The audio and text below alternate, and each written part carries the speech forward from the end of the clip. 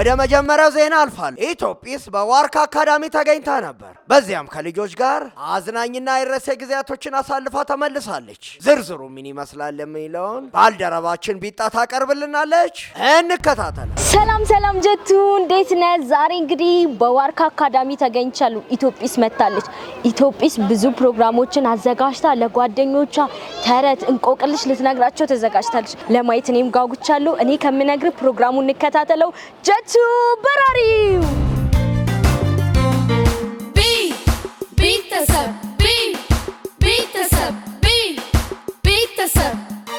ባልደረባችንም አንድነትም ዝርዝር አላት። እንከታተላት። አመሰግናለሁ ጀቱ። ኢትዮጲስ እንግዲህ በዋርካ አካዳሚ ተገኝታ ነበር። በርካታ ዝግጅቶች ቀርበዋል። ልጆች መዝሙር ዘመሩ። የተማሪዎች ውድድር ነበር። የወላጆችም ውድድር ነበር።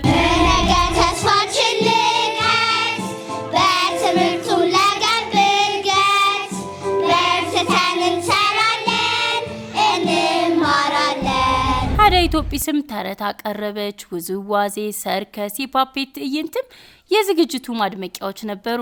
አስተያየት ተቀብለናል። ተመልሰን እንደምንመጣም ቃል ገብተንላቸዋል። ሰላም ጤና ይስጥልኝ። እንኳን ወደ ዋርካ አካዳሚ በሰላም መጣችሁ። ስሜ መባጽዮን ሽጥላ ይባላል።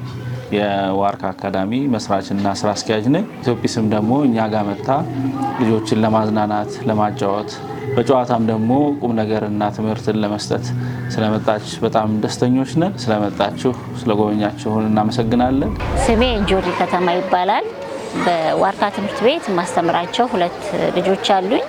ዳንኤል ሽበሽና ቤርሳቤ ሽበሽ ይባላሉ።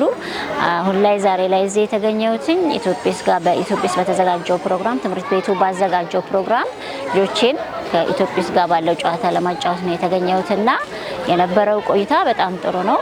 ጥሩ ጊዜ ያሳልፈናል። አመሰግናለሁ።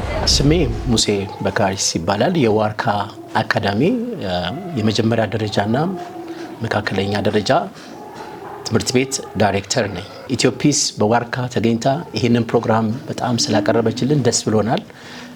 እንደዚህ ተማሪዎችን በማዝናናት ማስተማር ትልቅ ቫልዩ አለው፣ ጥቅም አለው። ስለዚህ ይሄ ደግሞ ወደፊት ከዋርካ ጋር ኢትዮጲስ ጋር ሆነን ብዙ እንሰራለን ብለን ተስፋ ሰንቀናል። ስሜ አቶ ባዩ ፋንታ እባላለሁ።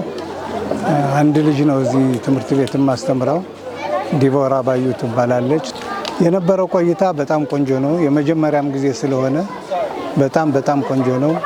በሚቀጥለው ዓመት የበለጠ እንደምናይ ባለሙሉ ተስፋ ነኝ።